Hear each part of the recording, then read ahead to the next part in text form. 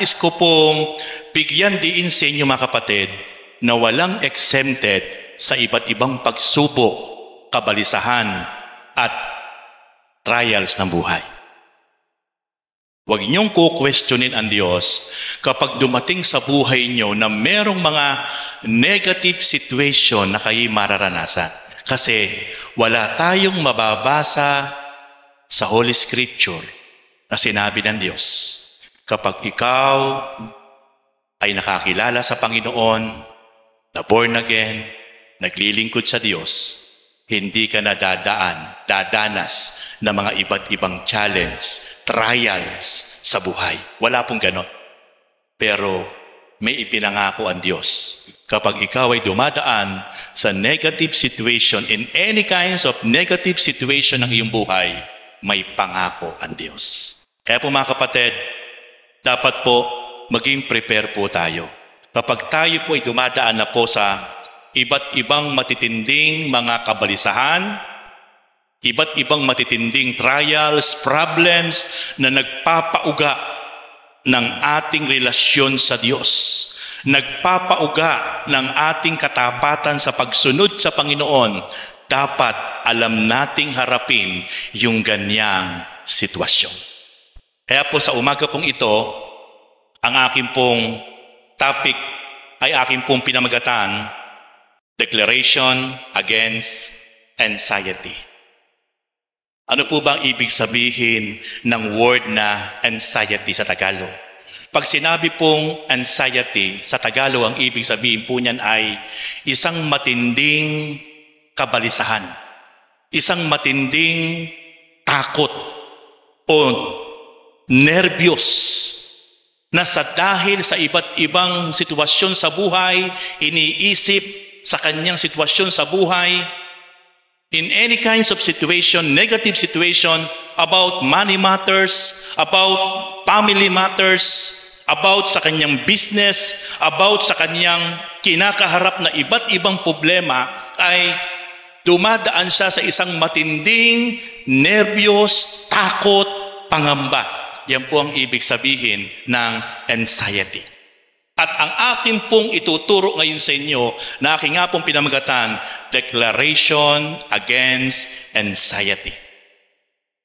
Napakahalaga po mga kapatid na sa bawat negatibong sitwasyon, sa bawat hindi magandang sitwasyon, wag na wag po tayong manlulupaypay. Bagkus, ang dapat pong ipinapahayag ng ating pong mga labi na nagmumula sa ating puso at dumadaloy sa ating isipan at inilalabas ng ating labi ay dapat po ay pawang mga positibong deklarasyon na kumukonekta ayon sa pangako ng Diyos. Alam niyo po mga kapatid na lahat ng lumalabas sa ating bibig na ating naiisip, yan po ay nagmumula sa ating puso. Kaya matatandaan niyo po ang sinabi po ng ating Panginoon sa Book of Matthew na hindi yung pumapasok sa bibig natin ang nagpaparumi sa tao, kundi ang nagpapadumi sa bawat isang tao ay yung lumalabas sa bibig. Sapagkat yung pumapasok sa bibig natin na ating mga kinakain ay lumalabas din sa atin yan. Inilalabas din po natin. Pero yung lumalabas sa ating bibig, sabi ng Panginoong Hesus sa Book of Matthew, yan ay nagmumula sa ating puso. Sapagkat kung ano ang laman ng ating puso, yan ang magiging laman ng ating kaisipan. At kung ano ang magiging laman ng ating kaisipan na mula sa ating puso, yan ang ilalabas ng ating bibig. Kaya ang isang tao na mayroong galit, may puot sa kanyang kapwa, wala po yan sasabihing maganda. Dahil punong-puno siya ng galit, punong-puno siya ng sama ng loob, punong-puno siya ng hinanakit. Kung ano yung nararamdaman niya sa puso niya at laman ng puso niya, yan ang sasabihin ng kanyang labi. Kaya po, napakahalaga mga kapatid, na matutunan po natin na yung pong ating pusong ito anuman yung ating maaaring pagdaanan sa buhay, anuman yung ating maging sitwasyon sa buhay, punuin po natin ng mga positibong pagtitiwala, pananalig sa ating Panginoon Diyos, at sapagkat kapag napuno natin yan ng pagtitiwala, pananampalataya, pag-asa mula sa ating Panginoon Diyos, sa pamamagitan ng ating Panginoong Hesus, yan po ang ating idideklara. Yan po ang ating sasambitin. At kapag yan po ang ating sinasambit, kahit ikaw ay nasa sitwasyong hindi maganda, pero nagdideklara ka ng pag-asa, pananalig, pagtitiwala, alam niyo po, iipekto yan sa ating buong katauhan. Mula ulo hanggang paa, yung ating mga nerves, yung ating mga vital nerves ay lalakas. Alam niyo po ba kung bakit marami pong tao ang nagkakaroon ng matitinding sakit? Ayon po sa medical technology, hindi po lahat ng tao nagkaroon ng malubhang karamdaman ay dahil po sa mga kinakain o sa ating environment. May porsyento po na kaya nagkaroon ng matinding sakit at kanser ang isang tao nang dahil sa kanyang matinding pag-aalala, kalungkutan, takot, nerbiyos sa bawat araw. Ang COVID po, hindi lahat ng namatay dahil po sa COVID. Malamang di po kayo maniniwala sa akin. Maraming namatay sa COVID na mayayaman, may impluwensyang tao, kilalang tao, dahil sa sobrang naging takot sa virus na COVID. Nag-alala gabi-gabi, natakot, ayaw nang lumabas, ayaw nang makipag-usap sa tao sapagkat sobrang takot. At dahil sa sobrang takot, hindi na siya mapagkatulog, hindi na makakain ng maayos, nagpapalpitate ang kanyang tibok ng puso, hindi na nagse-circulate na maganda ang dugo niya, at yun ang naging cause kaya sa nagkaroon ng sakit na malubha, at ang naging hantungan niya ay kamatayan. Kaya po yung mga taong laging depressed, laging matinding takot ang pinagdadaanan, matinding nervyos, laging parang kumakabog ang dibdib, nagkaroon na talaga ng matinding nerbyo sa kanyang sarili, makarinig lang ng konting kaluskos, konting kalabog sa bahay, para bang hindi niya maintindihan yung kanyang sarili, nagkaroon ng parang na trauma, sapagkat yun nga po yung word na anxiety. Kaya po hindi na po nag-circulate ng maayos yung mga vital organs niya, hindi na nagpa-function na maayos yung mga piyesa ng kanyang katawan sa loob. Kaya po dumating ang point, nagkaroon siya ng matinding sakit sa katawan. Kaya mga kapatid, ito pong itinuturo ko po sa inyo ngayon na aking pong topic ay about declaration against anxiety. Ito po'y double purpose. Pasisiglahin ka. Paaalabin ang iyong relasyon sa Diyos. At higit sa lahat, pati yung ating vital organs. Magse-circulate na maganda yung ating blood circulation. Yung ating kidney, yung lahat ng piyesa ng ating katawan, gagana ng maayos kapag ikaw ay laging may pagtitiwala, kapag ikaw ay laging masaya, kapag ikaw ay laging may pag-asa sa Diyos. Ang kaakibat niyan, spiritual and physical, ang magiging benepisyo sa ating katawan. Kaya pansinin niyo po ang isang taong laging nabubuhay sa pananampalataya, ang isang taong higit sa lahat sa Diyos umaasa at nagtitiwala, at ang pag-asa niya ay ang Diyos at sinasamahan niya ng gawa. Una sa lahat, hindi siya nagtitiwala sa kanyang sariling kakayahan, sa kanyang sariling galing at husay. Higit sa lahat, ang kanyang trust and faith and belief comes from our God. Ito yung mga taong merong maayos na kondisyon ng kaisipan, damdamin, at maayos at masayang buhay. Bakit? Kasi po, yun ang benepisyo ng isang taong tunay na umaasa at nagtitiwala sa Diyos. Pero pansinin niyo po yung mga tao na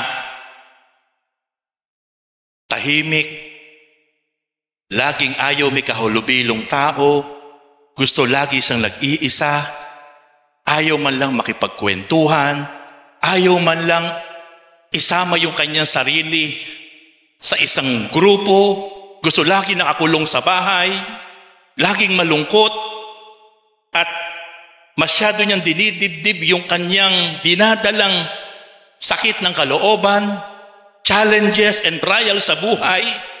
Pansinin niyo po yung mga taong yan.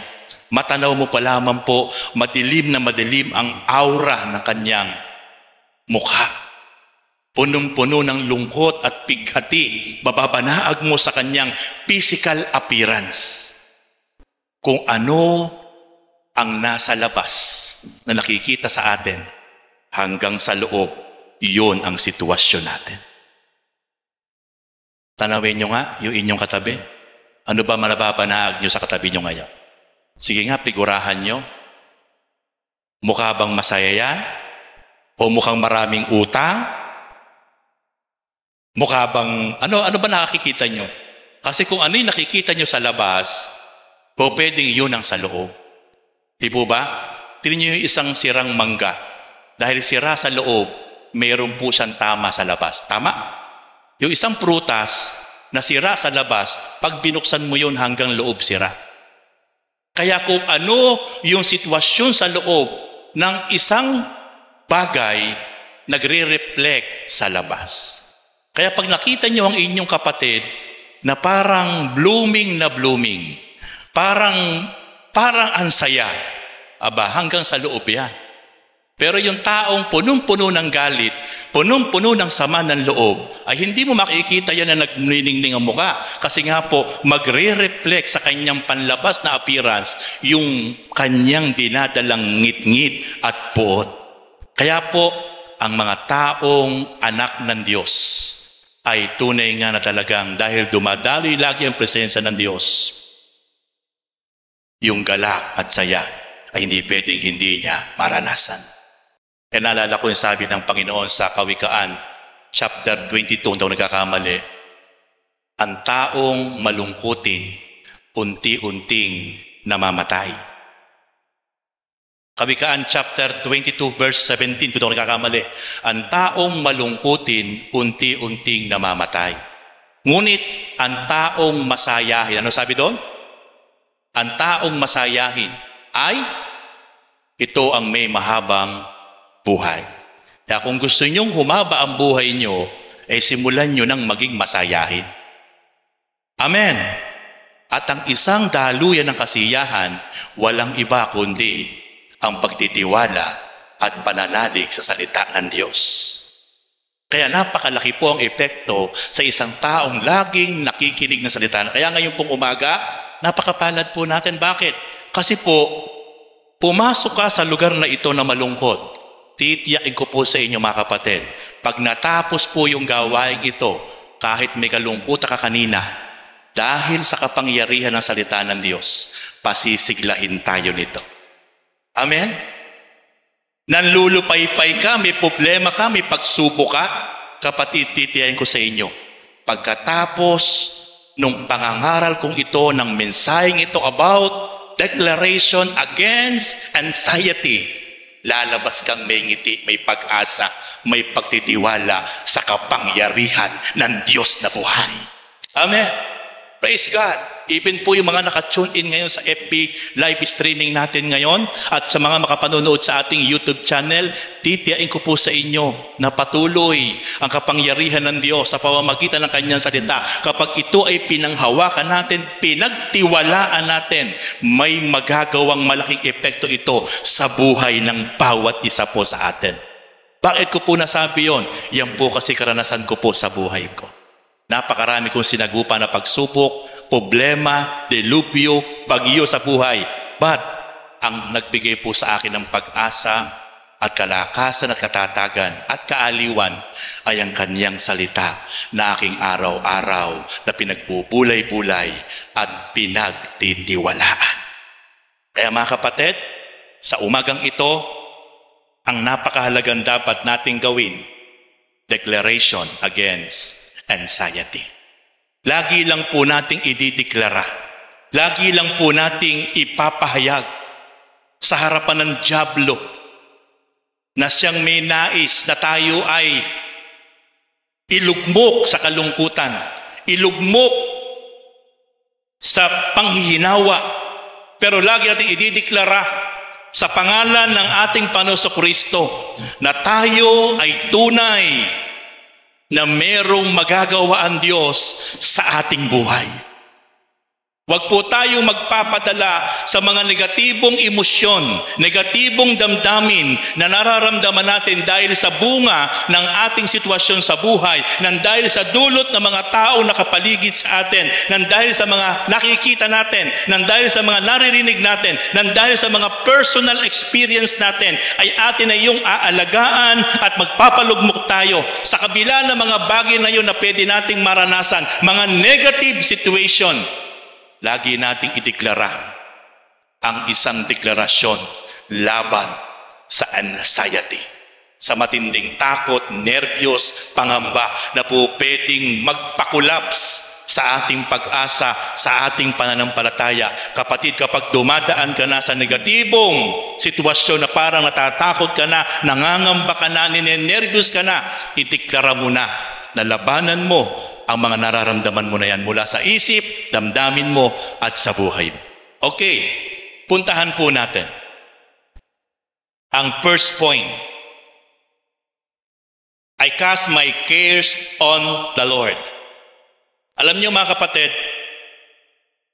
pag tinagalog po natin yan, ang sabi po sa Tagalog niyan ay ihagis. Ihagis natin sa Panginoon yung lahat ng ating nararamdaman na matinding anxiety. Huwag mo yan aalagaan. Huwag mo yan kikimkimin sa damdamin mo, sa puso mo. Bagkus ihagis mo yan sa Panginoon. Sapagkat ang Panginoon Diyos, ang may sabi sa kanyang salita, siya ang mag-iingat sa iyo. Siya ang papatnubay sa iyo. Siya ang gagabay sa iyo. Pero kailangan, kapag tayo nagtitiwala at tayo ay talagang nagpapasakop sa Panginoon, lahat ng atin talagang kinikimkim na mga negative emotion, negative mindset, ay atin dapat ipagkatiwala sa ating Panginoon Diyos. Kaya ang sabi ng Panginoon sa kanyang salita, 1 Peter 5:7, cast all your anxiety on Him because He cares for you. Sa Tagalog sabi po, ipagkatiwala mo sa Kanya, sa ating Panginoon Diyos, ang lahat ng iyong alalahanin, ang lahat ng iyong kabalisahan, ipagkatiwala mo sa Kanya sapagkat Siya ang nag-iingat sa atin. Kaya lang ang problema po sa maraming tao, ayaw po niyang i-let go. Ayaw po niyang i-let go. Talagang inaalagaan po niya sa kanyang damdamin, sa kanyang puso, sa kanyang isip, yung mga hinanakit, yung mga galit, yung mga sama ng loob, yung mga negative emotion, inaalagaan niya po yon. Ayaw niyang may kausap na tao. Ayaw po niya nakikihalubilo sa maraming tao. Ayaw niya po dadalo sa ganitong gawain. Gusto po niya lagi isang nakakulong sa kwarto. Gusto po niya lagi isang nag-iisa. Yun po ang isang malaking pandaraya ni Satanas, mga kapatid. Sapagkat sabi nga po ng Panginoon sa John chapter 10 verse 10, sabi ng ating Panginoon sa Kristo, kaya lamang paririto si Satanas, kaya sa naparito sa mundo upang pumatay, magwasak at magnakaw. Yun po ang tatlong purpose ni Satan kung bakit siya narito sa lupa. To kill, to steal, and to destroy. At ang gusto po niyang patayin sa bawat isang tao ay yung mainit at maalab na pag-ibig at pananampalataya sa Diyos. Pinapatay niya po yun. Ang ninanakaw niya po ay yung mga salita ng Diyos na natanim sa ating puso. Ninanakaw niya po yun. At ang gusto niya pong wasakin ay ang bawat isang pamilya na masayang naglilingkod at sumusunod sa Diyos. Especially po yung mga hinirang ng Diyos. Kung merong gustong-gustong wasakin si Satanas, ay ang mga padre de pamilya na talagang nag-aakay sa kanyang pamilya para buong tapat na sumunod sa ating Panginoon. Ang kanyang mga lingkod, gusto niyang wasakin para yung mga lingkod na ito ay maging isang wasak na patotoo. Kaya mga kapatid, ano ang dapat nating ideklara? Lagi nating ideklara na lahat ng ating kabalisahan, lahat ng ating mga problema at pagsubok ay ating ipagkakatiwala sa ating Panginoon Diyos. Sapagkat ang ating Panginoon ang siyang tunay na mag-iingat sa atin. Yan po yung ating simulan po na ideklara.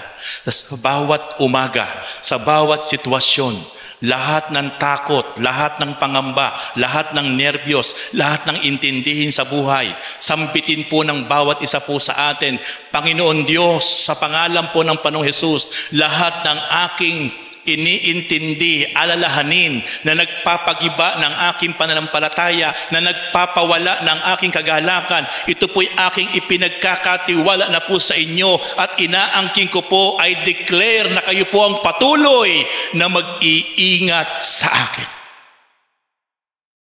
Sa pangalan ng ating makapangyarihang Panginoong Yesus. We always declare every day, every morning, every afternoon, every evening. Deklara po natin yan sapagkat makapangyarihan po ang lumalabas sa ating bibig. Huwag niyo pong sasabihin kapag kinumusta kayo, kumusta ka kapatid?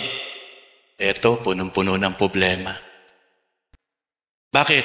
Hindi ko nga alam ngayon kung anong gagawin ko, ang bigat ng problema ko. O doon pa lang talo ka na. Bakit? Ang dideklara mo, punong-puno ka ng problema. Ang dideklara mo, hindi mo na alam ang gagawin mo. Meron pa kasunod yun. Parang gusto ko na ngang mawala sa buhay. Minsan natatawa ako pagka nagbukas ako ng FB. Mas hanggang sa FB, wala nang maipost. Sa FB na lang, sabihin niya, parang gusto ko nang matapos ang buhay. Wala na ako nakikita na liwanag sa kapaligiran. Pambihira. Ang dami-daming pwedeng i-post na word of inspiration, word of encouragement, pero yung makababasa maaapektuhan pa. Hello, mga kapatid, kung magpo-post kayo sa FB, gamitin nyo ang social media para to inspire, to uplift. Amen? Every morning ako po'y nagpapasa ng Word of God sa Messenger.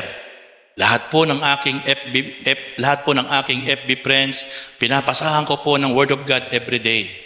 Kung hindi kayo napapasahan, ay kasalanan na po yun ng Messenger, hindi po ako. Kasi talagang libo po kasi pinapasahan ko. Swerte kapag pumasok po sa inyo. Swerte po pag pumasok po sa inyo yung everyday na pinapasok ko po ng mga word of inspiration araw-araw. Pero pa po yung gusto nyo makapanood ng mga buong turo ng mga mensahe, ina-upload po natin yung ating mga turo sa ating YouTube channel. Kasi po dapat ang lumalabas sa bibig natin, dapat ang napapakinggan ng maraming tao sa atin, dapat ang napapakinggan ni Satanas na laging nandyan sa paligid natin. Alam niyo po ba si Satanas ay laging nandyan sa ating paligid? Naniniwala po ba kayo?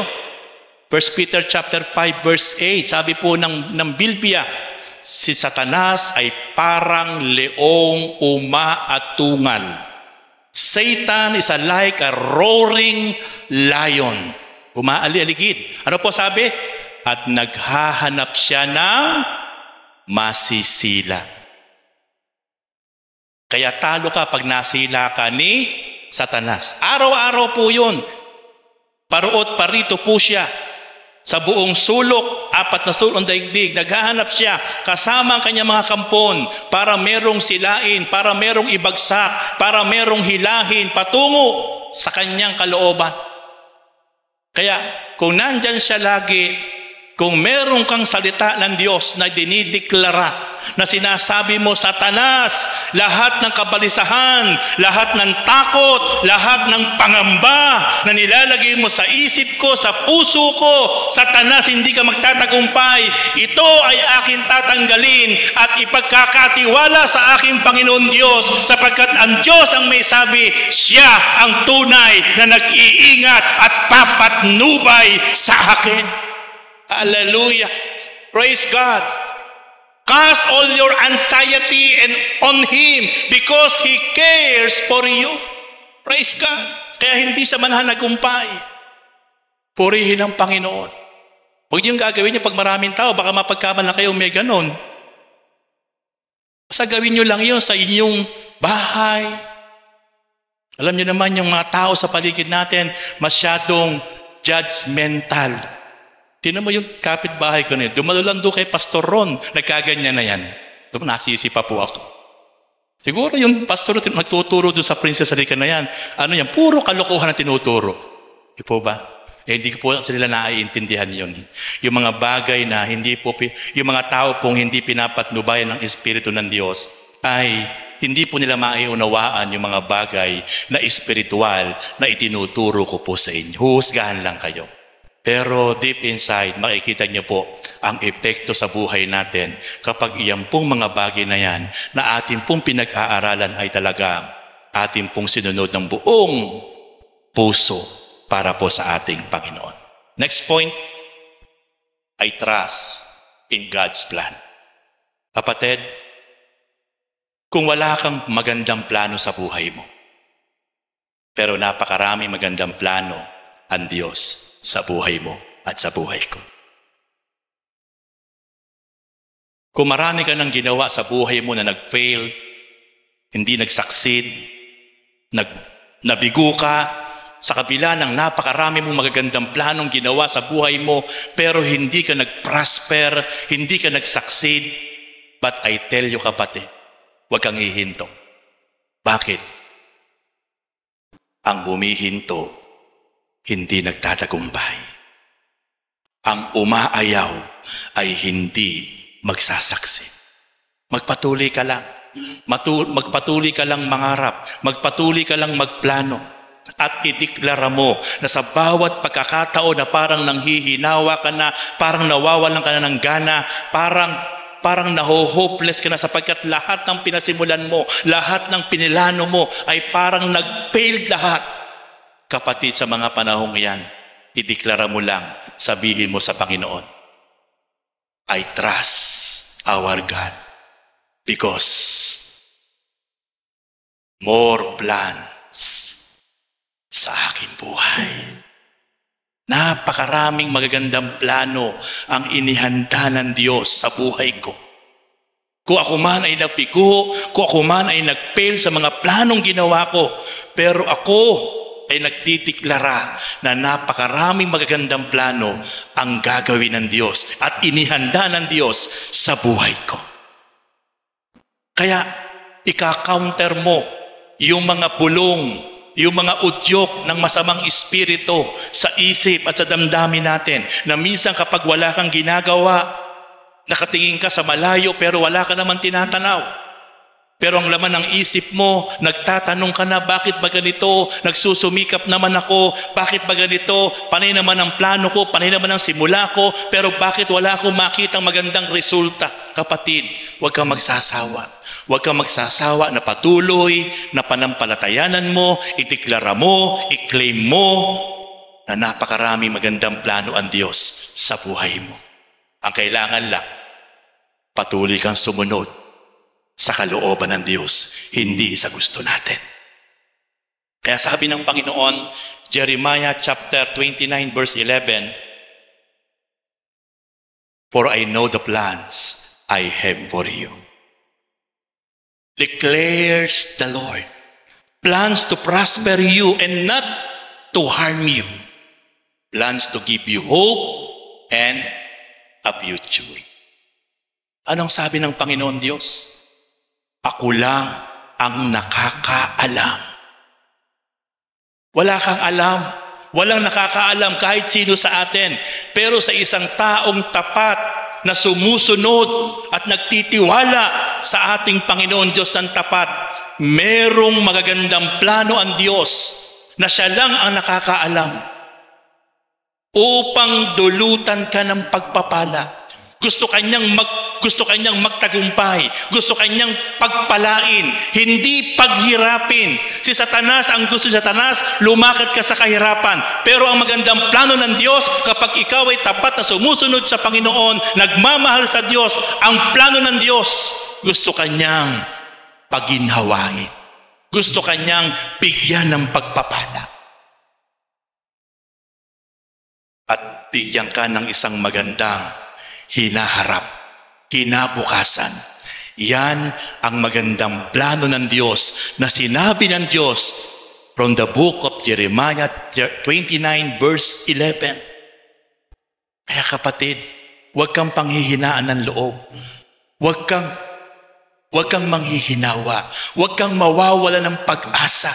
Kung nawawalan ka ng pag-asa, kumapit ka sa Diyos, magtiwala ka sa Diyos, sumunod ka sa Diyos ng buong puso, buong pag-iisip at buong lakas, sapagkat merong magandang mga plano ang Diyos sa buhay mo, sa buhay nating lahat. Hindi tayo para paghirapin, pagdustain, kundi bigyan ng magandang kinabukasan at magandang buhay, sapagkat yan ang napakagandang plano ng Diyos. Ang kailangan mo lang, lagi mo yan itiklara. Lagi mo yan ipahayag. Lagi mo yan sambitin. Kapag umaga, pagising mo, pagbangon mo ng higaan, pagkatapos mo magpasalamat sa Panginoon, itiklara mo ang mga deklarasyong iyan na may magandang plano, napakaraming plano na maganda ang Diyos sa akin. Hindi para ako paghirapin, kundi para pagpalain. At bigyan ng napakagandang kinabukasan sa hinaharap. You need to declare and to claim it, the promises of our God for us. Amen. Praise God. Huwag niyong hahayaang may lalabas na negatibong deklarasyon. Dapat sa paggising sa umaga, sa bawat pagkakataon, dapat lagi tayo nagdideklara against anxiety. Dapat lagi tayo nagdideklara against poverty. Dapat lagi tayo nagdideklara against sa gawa ng kaaway. Kokontrahin natin siya. Lalabanan natin ang gawa ng kaaway na nilalagay sa isip at puso natin at ating pananampalatayanan ang mga pangako ng Diyos sa bawat isang tapat na nagmamahal at umiibig sa Kanya. Praise God!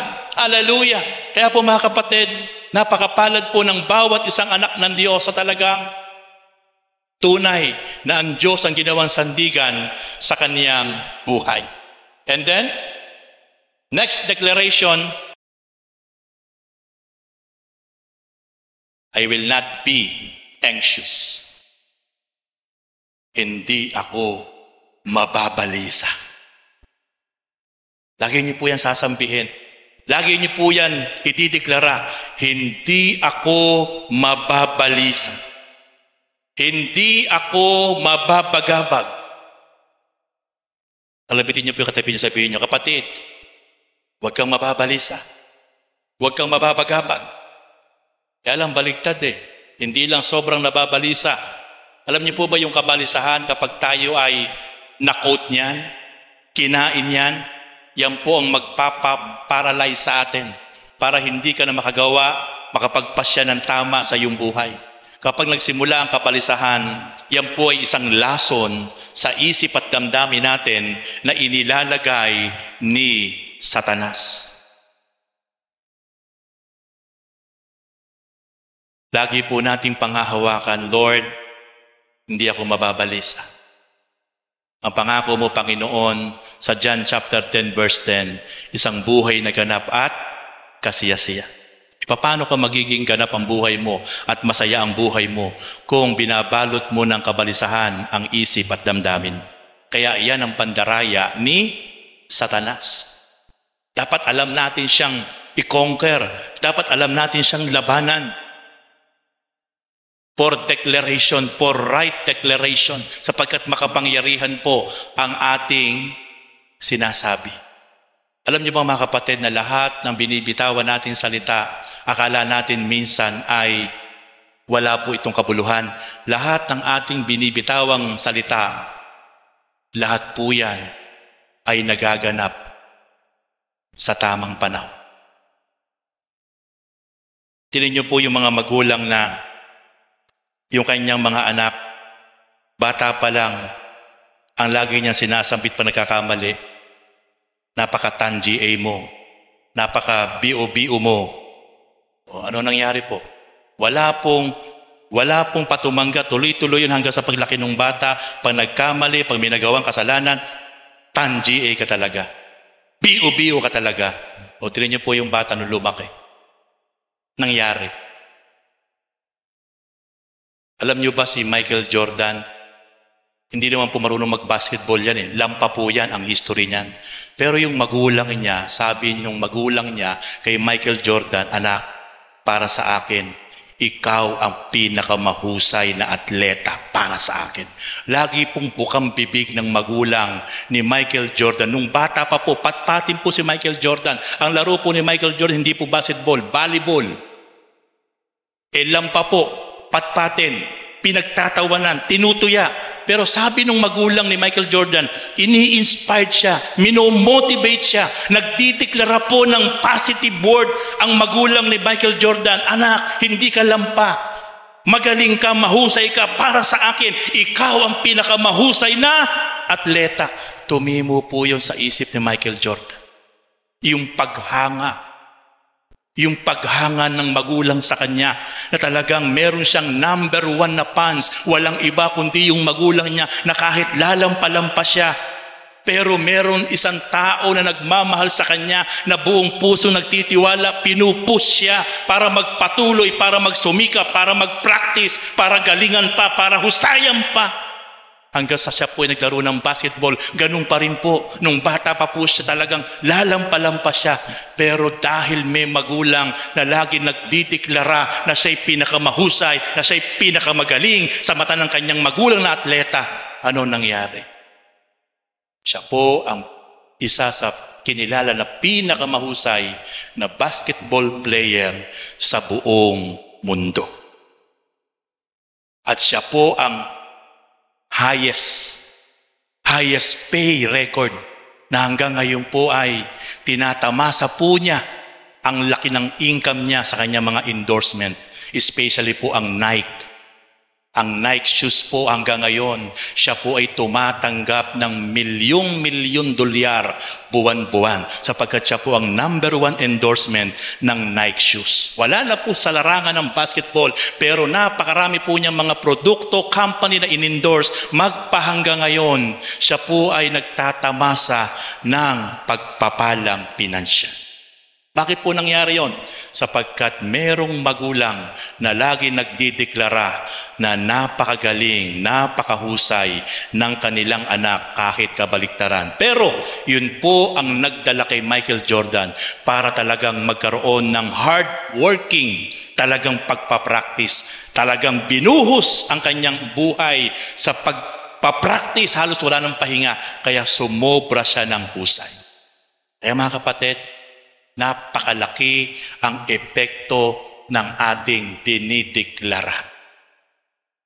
Kung ano yung ating dinideklara sa araw-araw, yan po ang mangyayari someday. Lagi mong deklara, ang hirap ng buhay, maghihirap ka nga. Lagi mong deklara, ang dami mong utang, hindi ka makababangon. Ano po kailangan ideklara? Wala na akong utang. Ako pa ang magpapautang, Lord. Amen. Ang dami kong pera. At ang mga perang ito, Panginoon, ay gagamitin ko for the glory of your name. Amen? Kaya mga kapatid, labanan natin ng right declaration ang matinding kabalisahan, matinding takot pangamba na ginagawa ng dyablo sa buhay ng bawat isa. I will not be anxious. Hindi ako mababalisa. Hindi ako matatakot sapagkat meron akong Diyos na nangako sa akin, natutulong sa akin. Amen. Ano po sabi ng Panginoon? Pilipos chapter 4 verse 6 to 7, huwag kayong mabalisa tungkol sa anumang bagay. Sa halip, hingin ninyo sa Diyos ang lahat ng inyong kailangan sa pamamagitan ng panalangin may pasasalamat. At ang kapayapaan ng Diyos na hindi kayang maunawaan ng tao ang siyang mag-iingat sa inyong puso at pag-iisip dahil sa inyong pakikipag-isa kay Kristo Jesus. Ano po ang atin dapat ideklara? Ano po ang atin dapat gawin kapag mayroong pumapasok na kabalisahan, kapag mayroong pumapasok na mga kalungkutan sa ating puso at damdamin? Ang sabi ng Diyos, huwag kang mababalisa, huwag kang matatakot, huwag kang manghangamba, sabi ng Diyos. Sa halip, manalangin ka ng may pasasalamat. Yan po ang isang ginagawa ko po lagi na kahit ang dami ko pong nakikita na pangangailangan, intindihin, every time, sa kwarto, pagbaba ko dito po sa pulpit, lagi ko pong inuuna, Lord, salamat. Kung meron tayo mga pangangailangan, problema at pagsubok, titiyain ko po sa inyo, napakarami natin dapat ipagpasalamat sa Diyos. Kaso lang po minsan, kaya natin hindi mapasalamatan ng Diyos, tinatakpan natin yung mga bagay na magagandang bagay sa buhay natin at ang nakapokus lang po tayo sa mga bagay na mga problema at pagsubok. Tingnan niyo po mga kapatid, bigyan ko yan ng isang matinding example.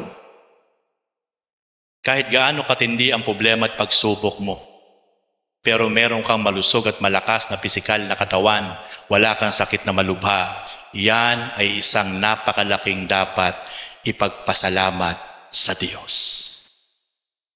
Ang daming tao, may malulubhang karamdaman, hindi makakain ng masarap, hindi makalakad, hindi makapasyal, hindi makapagsalita, hindi makatayo, nakahiga na lang at nakakabit ang napakaraming aparato at nagbabayad isang araw ng 30,000, 50,000, 100,000 sa kanyang ICU sa isang kwarto.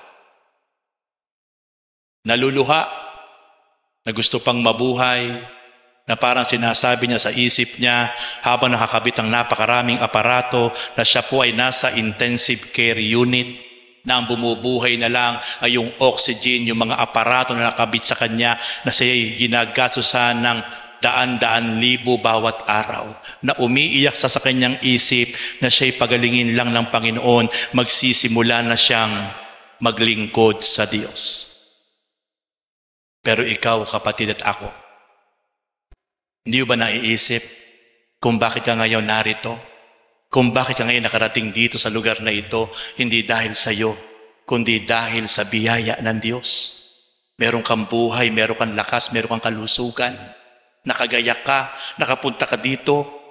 Yan ay isang napakalaking pasasalamat sa Diyos.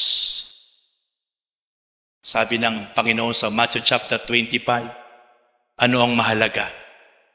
Ang pagkain, inumin, o yung inyong buhay? Ano ang mahalaga? Yung damit, kasuotan, o yung inyong buhay? Higit na mahalaga ang inyong buhay. Kapatid, lahat ng bagay na meron tayo, pwede nating mabili, pwede nating maipundar. Pero yung buhay mo at buhay ko, wala kang mabibili niyan sa department store. Kahit nakahiga ka sa kayamanan, nakahiga ka sa bara-barang ginto, libutin mo ang buong daigdig, hindi mo kayang bumili ng isang buhay na meron ka ngayon dahil yan ay mula sa ating Panginoon Diyos. Minsan hindi po na-appreciate yan ng tao.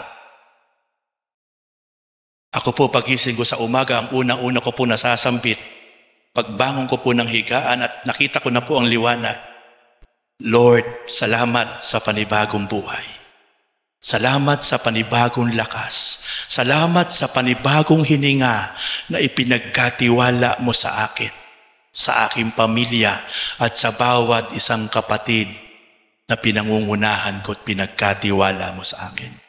Alam po ng Diyos yan. Yan po ay lagi niyang naririnig sa akin every morning kapag ako po ay nagising. Ipinagpapasalamat ko sa Diyos ang buhay ko na muli ako ay nagkaroon dahil sa Kanya. Kasama ang pamilya ko, kasama po kayo. Yan po lagi ang bukang bibig ko sa una pong entrada ng aking pong mga salita. Kaya pag hindi po natin na-appreciate yung buhay natin ito, na akala natin kaya tayo malusog, kaya tayo malakas, kaya tayo merong mga bagay na ating pong mga naipundar dahil sa husay natin, galing natin, lakas natin, abilidad natin, kapatid, I tell you, I sad to say, mali. Mali. Kung ikaw ngayon ay merong mga naipundar, na anumang bagay, kabuhayan sa buhay mo, dahil sa sipag mo, walang mali doon. Pero dapat higit sa lahat, una sa lahat ang Diyos. Kaya mo nagawa yan. Binigyan ka ng buhay, karunungan, lakas, abilidad. Lahat yan mula sa Diyos. Kaya ang dapat lang, ibalik natin ang pasasalamat sa Panginoon. Kaya po ito pong unang araw ng isang linggo, Sunday, kaya napakahalaga nito sa Diyos. Kasi siya po ang may sabi sa Matthew 6:33. Sabi po ng Panginoon, seek ye first the kingdom of God and His righteousness. Pansinin niyo po yung keyword doon. Seek ye first. Unahin nating hanapin. Kaso po ang tao, ang inuunang hinahanap kapag linggo. Ang linggo po this is the first day of the whole week. Ito po yung unang araw ng isang linggo.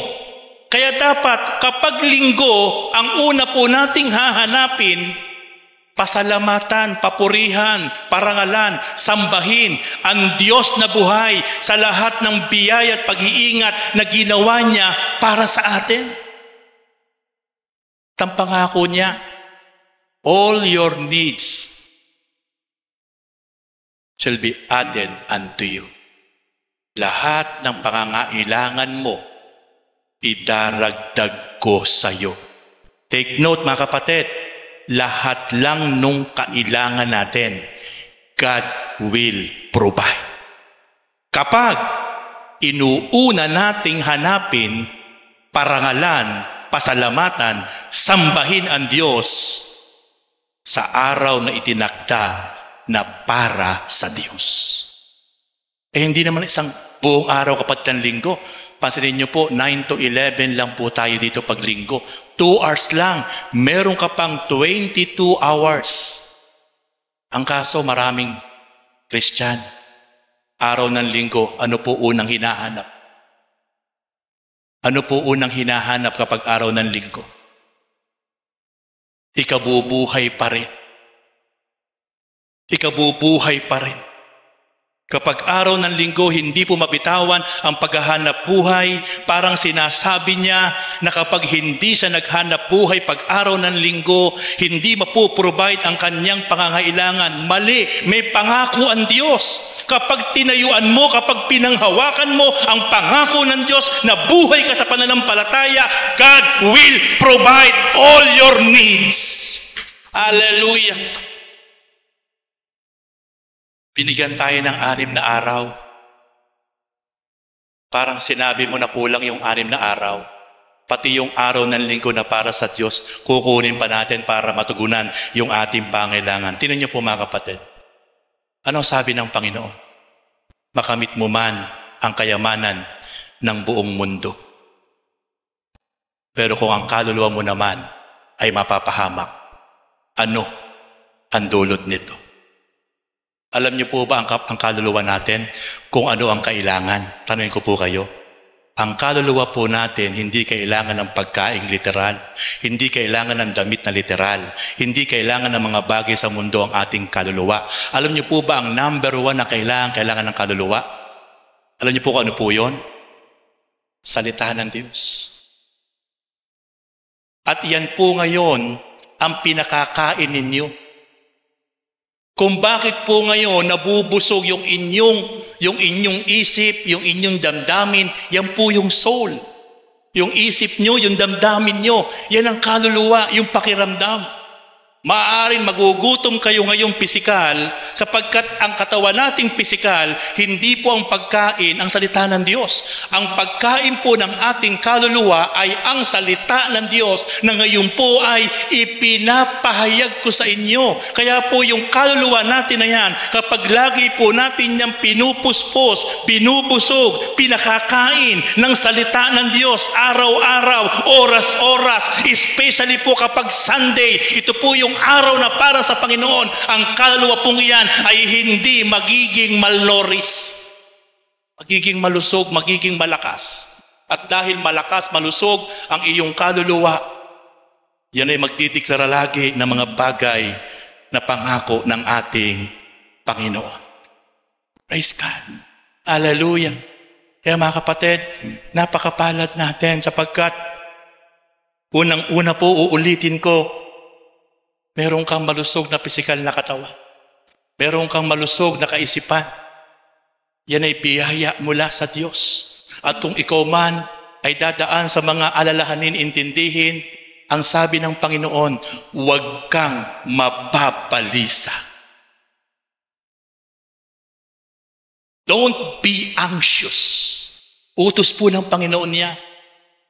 At para huwag kang mabalisa, ano po dapat gawin? Luhod ka lang sa Panginoon.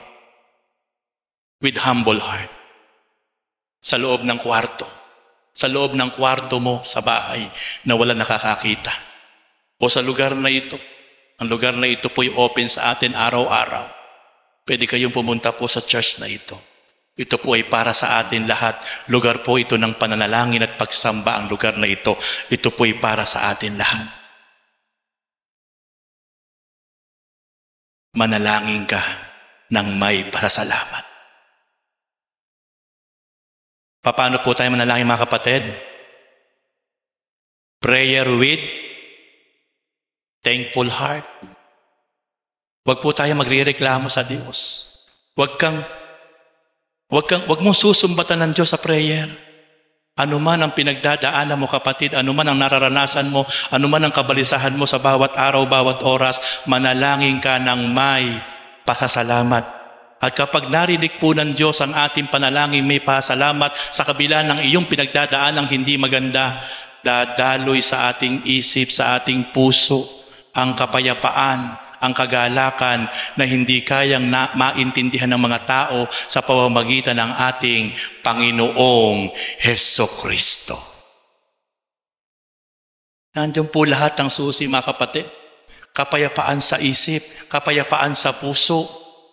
Dadaloy sa atin kapag tayo patuloy na nagpapasalamat sa pamamagitan ng panalangin sa ating Panginoon Diyos. Praise God. And then, the Lord is with me. Kapatid, iniwan ka ng lahat. Iniwan ka ng kaibigan mo. Iniwan ka ng mga kasama mo. At nagkakaroon ka ng kalungkutan. Pero kapatid, merong isang Panginoon na nangako. Hindi ka iiwan. Hindi ka pababayaan. Hebrew chapter 13 verse 5. I will never leave you. I will never forsake you.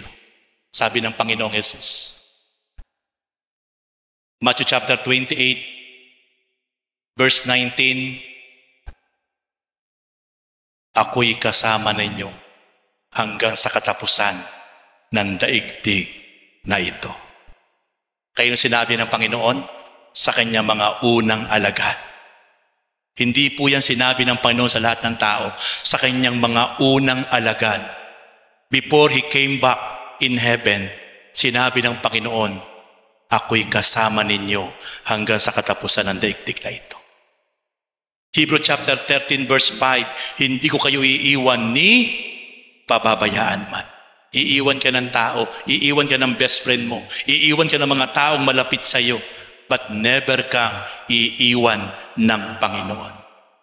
Kapag dumarating sa point ng buhay natin na parang nadidisappoint tayo, na hopeless tayo, nalulungkot tayo, deklara mo, Lord, always with me. Di mo ko iiwan, lagi kitang kasama. Lagi mong dinideklara na lagi mong kasama ang Panginoon sapagkat sinabi niya yun. Ano ikalulungkot mo ngayon? During that time na marami pong mga kapatid na galing sa ibang church, sumama po sa atin. 11 families, napakadami po. 11 families galing sa ibang church lumipat sa atin. At dumating po sa panahon na iniwan din po ako. Ang sakit po noon, 11 families. Alam niyo po, sa panahon na ako'y naglilingkod sa Panginoon, Lord, salamat. Sa kabila na ako ay malungkot, nawala yung mga kapatid, pero salamat, nandyan ka, ang iyong presensya, lagi kitang kasama. Kaya nakapagpatuloy po ako, mga kapatid. Kung tumingin lang po ako sa kalungkutan, sa disappointment, baka huminto na po ako.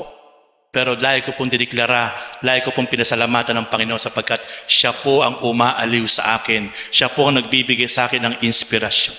Kaya mula noon until now, nakapagpatuloy po ako ng may kagalakan. Ano po ang sabi ng Panginoon sa kanyang salita? Isaiah chapter 41 verse 10. Sabi ng Diyos, ako'y isa sa iyo, huwag kang matakot. Ako ang iyong Diyos, di ka dapat mangamba. Palalakasin kita at tutulungan, iingatan at ililigtas. Itanim niyo po yan sa inyong puso. I-take note niyo po yan yung Isaiah 41 verse 10. Napakaganda pong pangako yan ng Diyos. Kumbaga po sa vitamin, Centrum, A to C. Kumpleto po yan. Ang nagsasalita po dyan, mismong ang Panginoon Diyos na makapangyarihan sa lahat.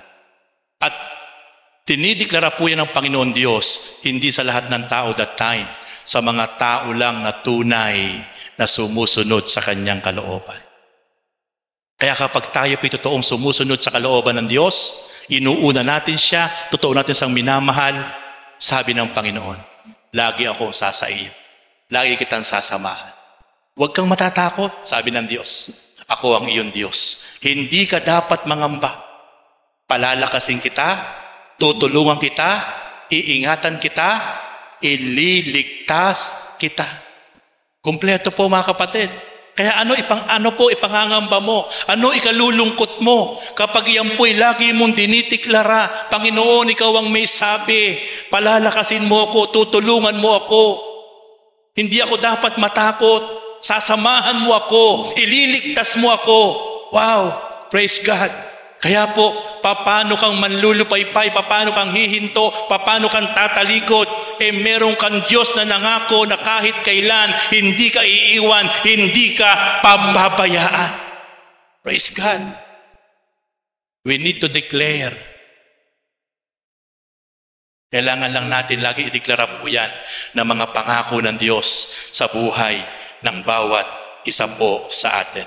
Sa Isaiah 41 verse 39, ako si Yahweh na iyong Diyos, ang magpapalakas sa inyo. Ako ang nagsasabi, huwag kang matakot at tutulungan ko kayo. Minsan po yung tulong po ng tao, kapos kulang. Pero po yung tulong ng Diyos, grabe po, sobra-sobra. Kapag ang Diyos ang gumalaw, napakaraming taong pwedeng gamitin sa buhay natin doon sa ating sitwasyon. Naalala ko po si Prophet Elias na nandun po sa ilog po ng Karit. Nagkaroon po ng great famine that time. Nagkaroon ng tagtuyot. Wala na pong bungang kahoy. Wala na pong nakakain ng mga tao. Pero alam niyo po ginawa ng Diyos sa kanyang lingkod. na si Elias. Ginamit niya ang uwak. Araw-araw ang uwak, nagdadala po ng mga press na pagkain sa lingkod ng Diyos na si Elias.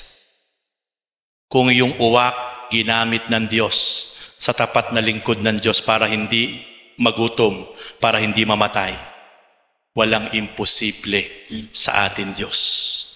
Marami siyang pwedeng gamitin na daluyan ng kanyang pagpapala at pagtulong sa buhay natin. Ang kailangan lang, tapat lagi tayo nagtitiwala at sumusunod sa kanyang kalooban sapagkat ang Diyos ay laging tapat at laging eksakto ang kanyang tulong na gagawin sa bawat isang tapat na sumusunod sa kanyang kalooban. Pangako yan ng Diyos. And then last point, I am more than a conqueror. Kapatid, lagi ka bang bigo? Lagi ka bang talunan? I-claim mo, higit ka pa sa mananagumpay. Yan po ay pangako ng Diyos. Higit pa tayo sa mga managumpay. We are more than conqueror. We are more than victorious. Anumang laban, anumang sitwasyon, tayo magtatagumpay. Tayo ay makakaranas ng tagumpay mula sa Diyos sapagkat ang Diyos ang tutulong sa atin. Kaya ano sabi ng Panginoon sa kanyang salita? Sa Roma chapter 8 verse 37, sa lahat ng mga ito tayo siguradong magtatagumpay sa pamamagitan niya na nagmamahal sa atin. Siniguro po ng salita ng Diyos na tayo po'y siguradong magtatagumpay. Magtatagumpay po tayo sa pamamagitan ng pagmamahal ng ating Panginoong Hesukristo sa bawat isang nagmamahal sa Kanya. Kaya po, tayo po ay we are more than conqueror. Kapatid, lagi mong ideklara na ikaw ay lagi magtatagumpay sa lahat ng ginagawa mo sa buhay sapagkat may nangako, may Diyos na nangako na tayo magtatagumpay sa pamamagitan ng pagmamahal ng ating Panginoong Hesukristo. Praise God. Kaya mga kapatid, ano po ngayon ang ating ikababalisa? Ano po ngayon ang ating ikahihina? Kung meron po tayong mga pangako ng Diyos na kailangan lang po nating ideklara sa bawat saglit at bawat oras ng ating buhay.